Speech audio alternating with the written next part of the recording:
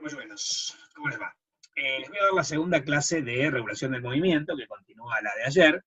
Ayer hablamos de la regulación por el nivel inferior. Hablamos de la constitución del músculo, hicimos una visión general de los niveles de regulación, pero empezamos con el nivel inferior, con la médula espinal, y hablamos de todos los reflejos. Ahora vamos a ir a niveles superiores, el cerebro, el cerebelo y el tronco encefálico.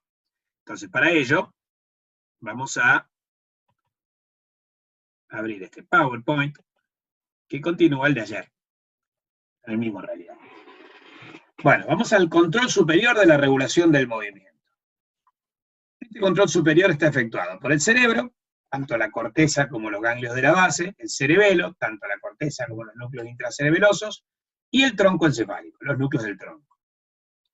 Este control superior, acá tenemos un esquema tomado de 3 guerres. Vos tenés, bueno, la corteza cerebral, los ganglios de la base, el tálamo, tenés el cerebelo, tenés el tronco encefálico, y hay múltiples circuitos reverberantes, circuitos donde los ganglios y la corteza y el tálamo y el cerebelo y el tronco se encuentran vinculados, y esto hace a que estas asas de regulación sean mucho más eficientes. ¿Okay? Entonces, cerebro, cerebelo y tronco encefálico. Vamos a la corteza cerebral. La corteza cerebral permite planear el movimiento que vas a realizar, tomar la decisión de iniciarlo o de terminarlo, permite ejecutar el movimiento, o sea, da la orden directa hacia las motoneuronas para que a su vez ordenen, estimulen la contracción muscular en las miofibras, en las fibras extrafusales del músculo. También regulan el movimiento, tanto en tono como en longitud, para que sea apropiado al trabajo que vos querés realizar. Y las neuronas se activan tanto antes como durante el movimiento voluntario, conectándose directamente a través de la vía motriz principal o con las motoneuronas de la médula espinal, o indirectamente a través de la vía motriz secundaria, que tiene múltiples estaciones de tránsito, digamos, a nivel de los troncos, de los núcleos de la base, el núcleo rojo, etcétera, con las motoneuronas espinales. O sea que la corteza se termina comunicando con donde se encuentra en la corteza el nivel superior o la motoneurona superior, se termina vinculando con la motoneurona inferior, del nivel inferior, a través, de forma directa o indirecta, a través de la vía motriz principal o de la vía motriz secundaria, que esto lo vieron con Fernando.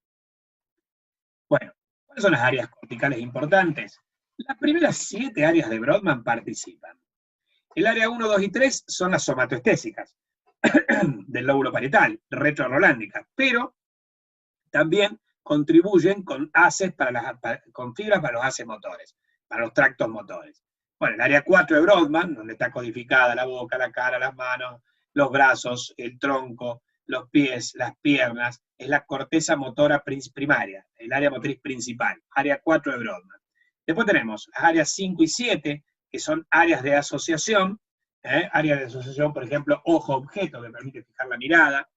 Después tenemos las áreas premotoras y suplementarias, como el área 6, que están por delante del área 4. Entonces, mirá, si vamos atrás para adelante sería 1, 2, 3, 4, 5, 6, 7. Esas 7 primeras áreas de Brodmann contribuyen a la planificación y a la ejecución motriz. Por lo general, lo que es retrorolándico se considera sensitivo, y lo que es prerolándico se considera motor. Sin embargo, como les decía, dentro de lo que se considera el sector sensitivo del cerebro, existe también participación hacia las vías motrices. Bueno, el área motriz, las más importantes son el área motriz principal, que estimula directamente a las motoneuronas alfa, por sí sola basta para la ejecución de un movimiento sencillo. Yo quiero hacer este movimiento con el dedo y lo ejecuto directamente del área motriz principal. Ahora, si yo quiero hacer un movimiento más complejo de manipulación, necesito el área motriz secundaria, las suplementarias. Ahí tenemos codificados, digamos, reservados o codificados a través del aprendizaje motor, esquemas y programas motores, que sirven para la ejecución de movimientos complejos. Si vos querés realizar un movimiento complejo, pensemos en la marcha, vos tenés, que lo habíamos dicho el otro día, que provocar la contracción y la relajación simultánea, secuencial, de distintos músculos, de muchos músculos. A la vez tenés que mantener la postura mientras vas caminando, se te mantener el equilibrio, tenés que producir el balanceo de los brazos, etc. Se va desplazando el centro de gravedad. Es muy complejo. Entonces, para ahorrar tiempo en la ejecución de estos movimientos complejos, vos, a medida que vas aprendiendo, o aprendiste alguna vez a caminar, o aprendés a andar en bicicleta, o aprendés a nadar, y se construyen redes neuronales, pero no en el área motriz principal, sino en el área motriz suplementaria, que está por delante del área 4, y en estos programas y esquemas motores, yo ya tengo, digamos, la codificación. Está codificado qué músculo se tiene que contraer primero, qué músculo tiene que contraer después, la secuencia como para que vos realices un acto complejo, caminar, andar en bicicleta. Entonces, cuando yo quiero empezar a caminar o empezar a andar en bicicleta, directamente desreprimo esos esquemas o programas motores, de ahí la información va al área motriz principal, a comandar, digamos, el área que controla el miembro, los músculos flexores de los miembros, el área que controla los músculos extensores de los miembros, y así, y lo vas haciendo según un patrón temporal que es el adecuado para la realización del movimiento. Eso está en el área motriz suplementaria. En la corteza premotora se puede planificar el movimiento, programarlo e iniciar el control de los movimientos que posteriormente el área motora primaria llevará a cabo, digamos, el área de toma de decisión.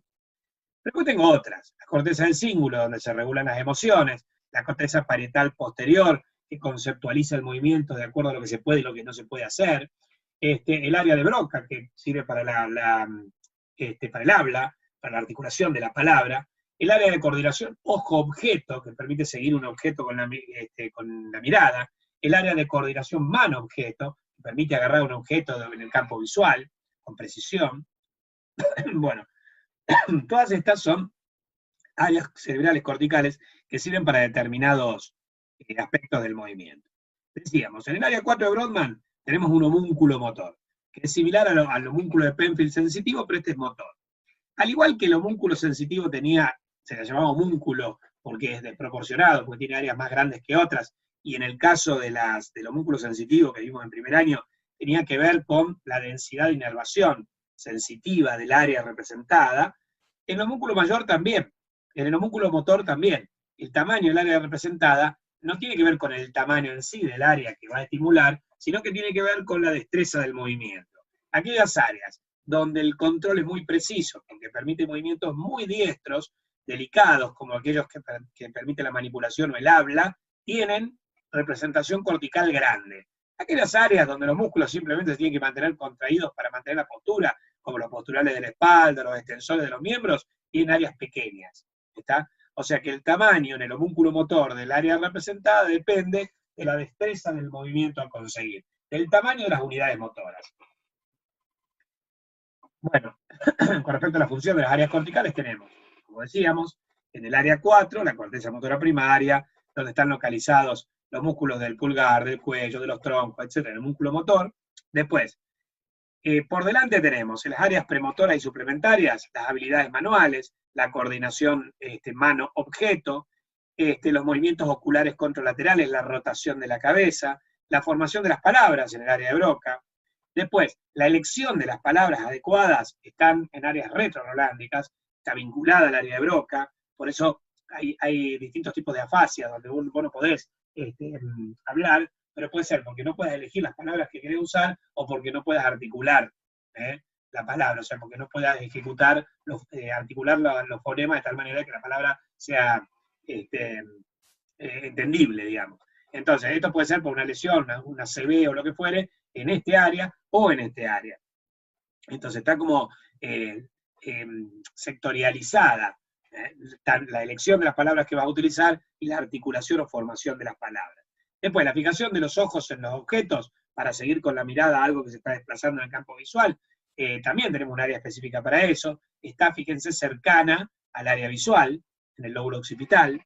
Entonces, hay un montón de lugares específicos en el cerebro que coordinan acciones específicas.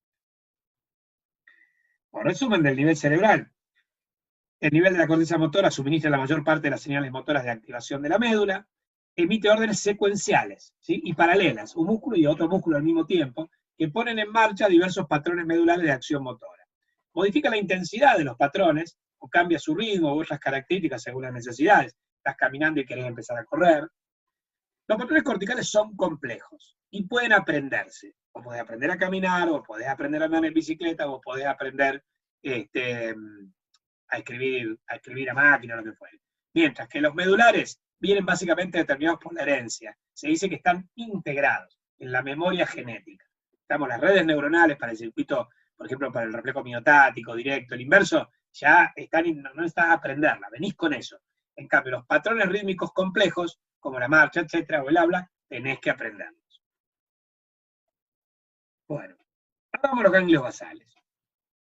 Los ganglios basales están conformados, y lo vieron con Fernando, por el núcleo caudado y el putamen, que forman el cuerpo estriado, el globus pallidus, que tiene una parte interna, una parte externa, la sustancia negra, que tiene una zona compacta y una zona reticulada, el núcleo subtalámico. Cada uno de ellos tiene participación en el control de los movimientos.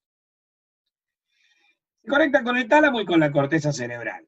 Presentan circuitos internos de excitación e inhibición, llamados circuitos reverberantes, que pueden ser largos o cortos. A través del balance entre las vías excitadoras e inhibidoras regula la cantidad de movimiento que vas a realizar, lo gradúa en cuanto a la intensidad y lo focaliza para la ejecución de un trabajo concreto. Participan principalmente dos vías, que son el circuito del putamen y el circuito del caudado, que ahora vamos a ver. Y estos ganglios basales tienen conexiones. Digamos, acá tienen como un esquema en 3D. El núcleo caudado, el putamen y el globo pálido, la sustancia negra, se comunican con el tálamo a partir de fibras, que van, primero, tienen fibras que van y vienen desde la médula espinal por la cápsula interna, que atraviesan el sector de los ganglios basales, y después hay conexiones anteriores, laterales, posteriores, o sea, se comunican ampliamente con la corteza cerebral. Son, de hecho, parte del cerebro, ¿no es cierto? Y están íntimamente conectados a través de distintos circuitos con la corteza cerebral. Uno de esos circuitos es el de putamen, que permite la ejecución subconsciente de patrones aprendidos de movimiento. Controla los patrones complejos de actividad motora. Eso que decíamos que gracias a la corteza, las áreas motoras suplementarias, vos tenías programas motores almacenados ahí. El circuito del putamen permite controlarlos. Por ejemplo, escribir, cortar con una tijera, colocar un clavo, encestar una pelota de básquet, ¿sí? Por eso, en el problema de la UP, los chicos que juegan y tratan de encestar la pelota van a utilizar este circuito, si quieren hacerlo adecuadamente, si quieren encestar. ¿Entienden? Porque es una actividad compleja. Es considerado un circuito sensitivo motor. Este circuito del putamen, vos tenés que parte de áreas corticales de la corteza cerebral, pasa por el putamen. Del putamen va al globo pálido. Del globo pálido puede hacer dos cosas. Ir a los núcleos ventrolateral y ventroanterior del tálamo y regresar a la corteza, configurando un circuito corto, o bien ir hacia la sustancia negra, desde la sustancia negra, ir a los núcleos ventrolateral y anterior del tálamo y hacer un circuito más largo. Entonces, este es el circuito del putamen. Sirve, como acá nuevamente te lo dice, para la ejecución subconsciente de patrones aprendidos de movimiento. Acá lo tenemos más resumido.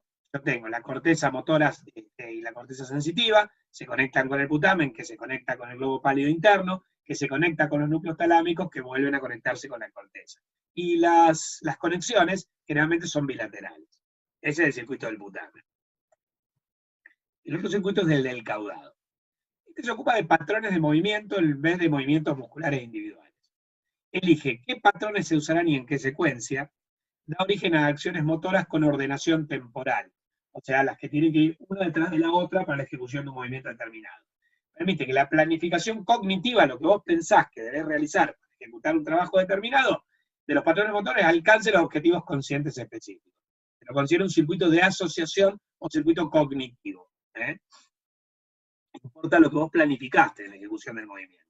Este circuito del caudado arranca también la corteza motora, pasa por el caudado, puede o no pasar por el putamen, pasa por el globo pálido, del globo pálido va a los núcleos ventroanterior y ventrolateral del tálamo y vuelve a la corteza. Fíjense que no pasa por la sustancia negra como pasaba el circuito del putamen. El resto es muy similar. Acá tenemos un resumen, de la corteza va al caudado, del caudado va al globo pálido interno, del globo pálido interno va a los núcleos talámicos relevo, y de ahí vuelve a la corteza. Este es el circuito del caudado. Bueno, ¿cuáles son los neurotransmisores implicados? Esto es importante, ahora lo van a ver. La sustancia negra hacia el putamen y hacia el caudado libera dopamina. Tiene células, neuronas dopaminérgicas. Después, la corteza cerebral hacia el caudado, hacia el putamen, descarga acetilcolina. Y el caudado y el putamen hacia la sustancia negra descargan GABA. La acetilcolina es un neurotransmisor excitador. El GABA es un neurotransmisor inhibidor, y la dopamina depende del receptor dopaminérgico, que es de 1, de 2. O sea que, pero bueno, y después reciben aferencias del tronco encefálico con noradrenalina, serotonina, encefalina. Bien, pero vamos a detener un poquito acá. La sustancia negra que tiene neuronas dopaminérgicas es esencial, y estas neuronas son tan esenciales que cuando hay una lesión de estas neuronas o una disminución genética del número de estas neuronas, la enfermedad que se desencadena es el Parkinson. La enfermedad de Parkinson se da, entre otras cosas, por una disminución de estas neuronas dopaminérgicas y se trata con dopamina. Solo que como la dopamina no atraviesa la barrera hematoencefálica, yo no te puedo dar dopamina porque no va a llegar a la sustancia negra. Lo que te doy es L-Dopa. Y la L-Dopa que atraviesa la barrera hematoencefálica, una vez dentro de la sustancia negra se transforma en dopamina. ¿Estamos? Fue, bueno, no para el Parkinson, sino para otras enfermedades, la administración de L-Dopa que se transforma en dopamina, fue uno de los descubrimientos de uno de los famosos neurólogos, que es Oliver Sacks, que escribió El hombre que confundió a su mujer con un sombrero, Alucinaciones, un antropólogo en Marte, un montón de libros que están basados en la neurociencia y que la verdad que son muy recomendables para leer. Bueno, estos son los neurotransmisores implicados en los circuitos de los ganglios basales. Ahora vamos a cerebelo. El cerebelo tiene lóbulos. Estos lóbulos son el anterior, el posterior y el flóculo nodular. También dentro de los lóbulos hay hemisferios. Tenemos el vermis, que sería, digamos, la porción central, el hemisferio central, y después tenés cada una de las porciones laterales, los hemisferios, tiene una porción lateral y una porción intermedia. En cada uno de los lóbulos anterior y posterior yo tengo el vermis y tengo el hemisferio con una porción lateral y una porción intermedia. ¿Estamos? El cerebelo también tiene una representación del cuerpo. Es una representación que es como más primitiva que la del cerebro, no es como el homúnculo del cerebro, pero está representado, sobre todo en la parte media, la parte del vermis. Son las áreas de proyección somatosensitiva en la corteza cerebelosa. Las vías aferentes provienen del pedículo, entran por el pedículo cerebeloso superior, por el medio, por el inferior, y pueden provenir desde la médula espinal, los haces de Bower y Fletcher, los espinos cerebelosos, ventral y dorsal. Después pueden provenir de los núcleos vestibulares, de los núcleos del puente, fascículo ponto cerebeloso, pueden venir de los núcleos vestibulares, vestíbulo cerebeloso, de los olivares, olivo cerebeloso, de la sustancia reticular, retículo cerebeloso, pueden provenir de la corteza cerebral. Bueno, o sea que lo que les decía es que las aferencias del cerebelo pueden provenir prácticamente de la mayoría de los órganos del sistema nervioso central. Con respecto, y estas aferencias, a nivel histológico, esto me olvidé preparar una lámina de eso, que hubiese todo bueno. Las fibras que llegan al cerebelo se llaman musgosas y trepadoras. Recuerden, no tengo lámina de esto porque me lo olvidé, me acabo de dar cuenta y se lo tendría que haber puesto. Pero escuchen esto. Recuerden que el cerebelo tiene una corteza de 3 capas. No era como el cerebro que puede tener. La corteza del cerebelo se dividía en neocórtex, paleocórtex, arquicórtex. El neocórtex es una corteza nueva de 6 capas. El paleocórtex es una corteza vieja de 6 capas. Y el arquicórtex es una corteza arcaica de 3 capas. Paleo y neocórtex solo representan el 5% del cerebro, que es lo que consideramos el alocórtex, la corteza rara. Y el 95% del cerebro está formado por el neocórtex, y lo llamamos isocórtex, la corteza predominante. Bien, eso es cerebro, acá estamos hablando del cerebelo. Pero más o menos para refrescarlo, porque si no confunden con las 6 capas del neocórtex. Cerebelo no hay problema. Si bien el cerebelo se divide en arqui, paleo y neo, como el cerebro, que tenés el arquicórtex, el paleocórtex, etc., el arquicerebelo relacionado con el equilibrio, el paleocerebelo relacionado con el tono y la postura, el neocerebelo relacionado con las habilidades o los movimientos aprendidos, bien. Toda la corteza en el arquipalio neo es de 3 capas. Y las 3 capas son la molecular, la de Purkinje y la granulosa. Entonces, las fibras que llegan a esas capas, las aferentes, se vienen musgosas y trepadoras. Las musgosas llegan a la capa 3, a la capa granulosa, y las trepadoras trepan, como su nombre le indica, a la capa 3, 2 y 1, ¿sí? A las 3 capas. En cambio, las neuronas de las 3 capas cerebrosas son Golgi 2 en la primera capa, Golgi 1 la de Purkinje, y Golgi 2 en la tercera. Las únicas neuronas Golgi 1 del cerebelo son las de Purkinje. Entonces, las eferencias del cerebelo parten todas de la célula de Purkinje. Y no confundan la célula de Purkinje cerebelosa con la célula de Purkinje del corazón. También nada que ver. ¿Estamos? Bueno, nada, me había olvidado de esa lámina. Después en alguna clase de consulta que yo le hago el esquemita. O le hago un dibujito y se lo subo a la página. Bueno, entonces, esas diferencias van a ir de la corteza a distintos núcleos intracerebelosos, como el fastigio, y desde allí, por ejemplo, el núcleo fastigio, van a salir fascículos reticulares, que van del núcleo fastigio a la sustancia reticular, de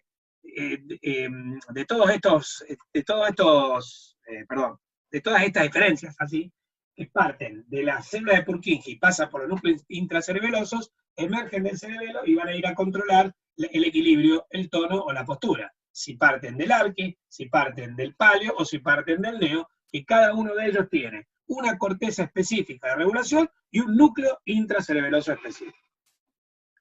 Bueno, ¿cuál es la importancia del cerebelo? Participa en el nivel subcortical de regulación, ¿no? Cortical del cerebro. Recibe aferencia de las periferias, de vestibular, de la visión, propioceptores, del sistema nervioso central, como dijimos, prácticamente todos los órganos del sistema nervioso central, a partir de colaterales, por ejemplo, colaterales de la vía piramidal, de los tractos ascendentes de la médula espinal, cuando pasan por la sustancia reticular, generan habitualmente colaterales que terminan el cerebelo entrando, o por el pedúnculo cerebeloso inferior, o por el pedúnculo medio, o por el superior. Bueno, y así colabora en la planificación y el control del movimiento. Para lograrlo, hay tres sistemas que son importantes: el vestíbulo cerebelo, el espino cerebelo y el cerebro cerebelo. El vestíbulo cerebelo recibe aferencias vestibulares y sensitivas periféricas, corrige por adelantado señales motoras, regula el equilibrio, la postura y el tono muscular, esto que había quedado ya escrito, modula la musculatura axial, la del eje, y los extensores de las extremidades, asegurando el equilibrio, el reposo y movimiento. Recuerden que en las extremidades los músculos extensores son los antigravitacionales. Esto lo vamos a ver en la próxima clase, que es la de postura y equilibrio. Entonces, si yo quiero mantener el equilibrio, tengo que mantener un tono extensor adecuado. Por eso lo controla el vestíbulo cerebelo. Y también controla el movimiento de los ojos y coordina el movimiento de la cabeza y de los ojos, a través de haces. El vestíbulo cerebelo comprende los haces: vestíbulo oculares, vestíbulos cervicales y vestíbulos espinales. Pero esto lo vamos a ver en la clase de función vestibular, así que por ahora lo dejamos.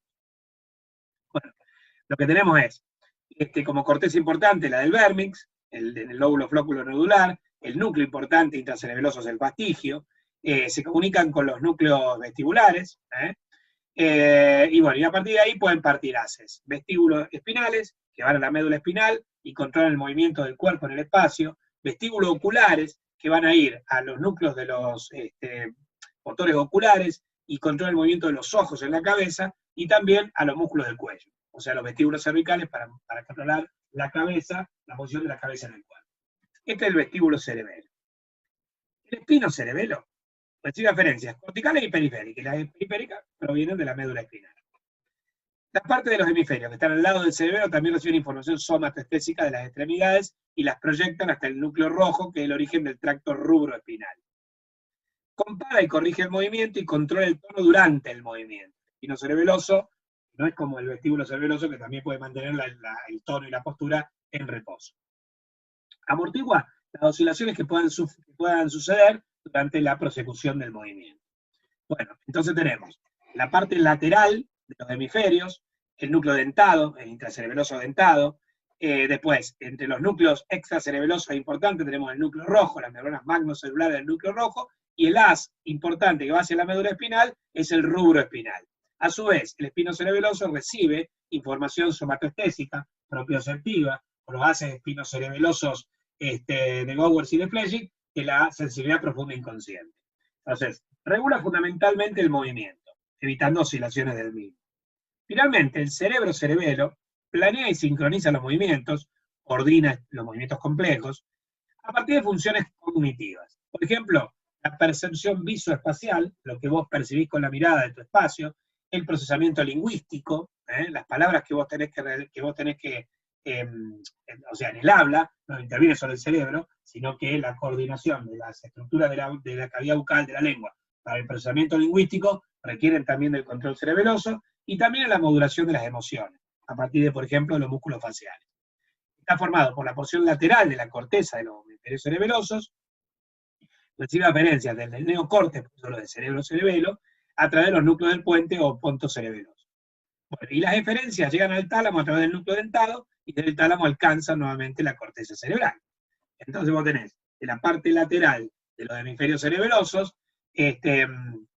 eferencias que van a ir, bueno, primero van a pasar por el núcleo dentado, y del núcleo dentado, van a partir de la corteza parietal posterior, que era una de las áreas donde se producía la planificación, la conceptualización del movimiento, de la posibilidad del movimiento. Si puedo o no puedo realizar un movimiento determinado, de acuerdo al procesamiento, como decía antes, visoespacial. A ver, ¿yo me puedo mover por este espacio reducido? ¿Sí o no? Bueno, entonces, la corteza parietal posterior realiza esa conceptualización a partir de los núcleos pontinos que se encuentran en la protuberancia, llegan a la porción lateral del cerebelo y esa es la aferencia. De las células de Purkinje, en la corteza, en la porción lateral del hemisferio cerebeloso, las fibras eferentes van a partir hacia el núcleo dentado, y del núcleo dentado van a ir al tálamo, de donde van a llegar a la corteza motora. Y ahí se produce un circuito que va a controlar esas habilidades motrices complejas con un procesamiento cognitivo importante. Bueno, en resumen, el movimiento tiene 3 instancias. Si vos querés moverte, necesitas primero decidir moverte, una instancia de decisión, planificación y decisión. Después tenés que regular, que el movimiento sea preciso y lo tenés que ejecutar. La regulación se hace antes y durante el ejercicio. O sea, cuando el músculo se está ejecutando, también hay instancia de regulación, como ahora lo vamos a ver. O sea que, en realidad, estas 3 instancias están como superpuestas. En la instancia de decisión se requiere, primero, estar alerta. Vos tenés que estar despierto para moverte, porque cuando estás dormido, y salvo que seas sonámbulo, todo el tono muscular del cuello para abajo está inhibido. ¿Tá? A medida que progresa el sueño, y que avanza por las bases de ondas lentas, etc., hasta el sueño REM, lo único que se mueven, en el sueño REM particularmente, son los músculos oculares. Se llaman movimientos oculares rápidos. Pero después, del cuello para abajo está todo inhibido. O sea, tenés que estar alerta. ¿Quién te mantiene alerta? El sistema reticular activante del tronco encefálico. Recibe aferencias de todas las modalidades sensoriales, que cuando pasan por el tronco se conectan con la sustancia reticular activante, y las eferencias se proyectan a todas las cortezas cerebrales en forma difusa. Pasan por unos núcleos del tálamo, que se llaman núcleos intralaminares, y desde los núcleos intralaminares van a todas las cortezas, y te mantienen despierto. Por eso se llama SRA, Sistema Reticular Activante. Entonces tenés que estar alerta para moverte. Tienes que estar motivado, tienes que tener una motivación para moverte. Quiero alcanzar esa manzana que está en la parte externa, que en la parte de arriba del estante, o qué sé yo, lo que fuera. Entonces vos tenés que tener una motivación para hacerlo. Y ahí participa el sistema límbico, participan las emociones, el circuito de placer y recompensa. Hay que conceptualizar si el movimiento es posible según las condiciones. Ahí participa, como dijimos hace un ratito, la corteza parietal posterior. ¿Puedo alcanzar esa manzana que está en ese estante o no la puedo alcanzar? Pero si no la puedo alcanzar, ni lo intento. Entonces, yo voy a tomar la decisión en función del concepto, del contexto. Bueno, en la toma de decisión participa la corteza prefrontal. En general, los actos voluntarios están controlados por la corteza prefrontal. La etapa de regulación, tenés que seleccionar los programas y esquemas motores en las áreas motrices suplementarias. Yo quiero caminar. Entonces, yo voy a desreprimir, por así decirlo, o activar, como lo quieran llamar, a una red sináptica donde está programado el acto de la marcha, del caminar, que yo lo aprendí a lo largo de mi vida, y para la cual fue muy importante la actividad de juego, la actividad lúdica. El juego sirve para aprender esas actividades motoras complejas. Bueno, después yo voy a regular la cantidad de movimiento, lo voy a graduar en intensidad, lo voy a focalizar para un objetivo determinado, y ahí participan los ganglios basales mediante lo que acabamos de ver, los circuitos del putamen y del caudado. También tengo que coordinar los movimientos complejos, organizar los patrones secuenciales, qué músculo muevo primero y qué músculo muevo después, y tengo que evitar obviamente oscilaciones, y esto está controlado por los ganglios basales y por el cerebelo. Una vez que decidí moverme y ejecuté, digamos, activé los mecanismos regulatorios, hago la ejecución. Estimulo las unidades motoras a través de la vía motriz principal, estimulo las fibras extrafusales para que se contraigan. El músculo se contrae. Al contraerse, la longitud que va a desarrollar durante la contracción es informada por el uso neuromuscular, la tensión que va a desarrollar durante la contracción es informada por el órgano tendinoso de Golgi. Entonces, a partir de la motoneuronal gamma y los reflejos medulares, se realizarán ajustes de contracción real según la contracción deseada o planificada. O sea que mientras vos ejecutás el movimiento se va regulando. ¿Estamos? Bueno, todo esto lo pueden ver en los capítulos 54, 55 y 56 del Guyton, en los capítulos 9, 13 y 16 del Gannon, del 68 al 71 del Husserl, porque parece que 72, 73 y 74 son los de función vestibular. En los capítulos 50, 51 y 52 del Behan Taylor, en el 9, 10 y 17 JH se me escapó, del 3R. ¿Ok? Es algo, como habíamos dicho el otro día, complejo. Pero bueno, un neurocientífico que se llama Ramachandran decía siempre que si el cerebro fuese sencillo como para que pudiésemos comprenderlo, nosotros seríamos tan sencillos que no podríamos hacerlo. O sea que lo dejo con una frase de la neurociencia. Es complejo, ¿sí? Entonces requiere que estudiemos las cosas con detenimiento hasta poderlas entender, pero afortunadamente toda esta parte de control del movimiento termina acá. Vos tenés que saberte el nivel inferior y saberte bien los reflejos. Y después el nivel superior, saberte la función de la corteza cerebral, con todas las áreas implicadas y los circuitos implicados, los ganglios basales, con el circuito del putamen y del caudado, y la función cerebelosa. Lo que hace el espinocerebelo, el vestíbulo cerebelo y el cerebro cerebelo. ¿Estamos? Nos queda una clase, en la próxima clase les voy a explicar función vestibular, postura y equilibrio. Nos vemos, polluelos, y cuídense.